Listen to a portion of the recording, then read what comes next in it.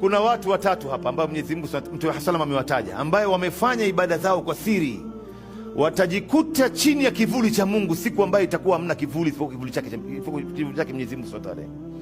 Mtu wa kwanza ni mtu ambaye wa rajulun dhakara Allah khaliyan hatta fadat aina, wa fi riwaya fafadat aina. Ni mtu ambaye amemtaja Mwenyezi Mungu akiwa peke yake, ima yuko chumbani au katika sehemu, au amejifungia katika sehemu, ama yuko katika safu ya mbele kule mwisho, akawa yeye anamtaja Mungu, ima analeta dua, ama anasoma adhkar, ama anasoma Qur'an bila mtu kujua, mpaka macho yake katoa machozi.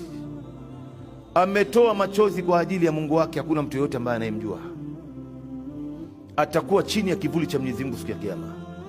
Mtu wa pili ni mtu ambaye anayetoa sadaka kwa mkono wake wa kulia, akaificha kiasi ambacho mkono wa kushoto usijue mkono wa kulia umetoa nini. Na mtu wa tatu, Mtume sallam, katika watu ambao watakaokuwa chini ya kivuli cha Mwenyezi Mungu siku ya Kiyama kwa sababu ya matendo yao ya siri, wa rajulun da'atuhum ra'atan dhata mansibin wa jamal faqala inni akhafu Allah. Na mtu ambaye ameitwa na mwanamke, kijana huyu ameitwa na mwanamke mrembo mwenye cheo. Unajua dhata mansibin, wanasema wanazuoni, urembo wake huyu mwanamke imempatia cheo mbele ya wanaume. Unajua mwanamke anapokuwa mrembo anakuwa na thamani mbele ya wanaume.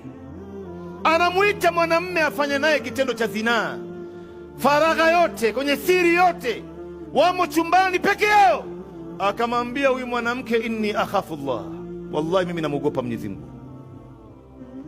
Atakwenda kujikuta chini ya kivuli cha Mwenyezi Mungu siku ya Kiyama, siku ambayo itakuwa hamna kivuli isipokuwa kivuli chake Mwenyezi Mungu.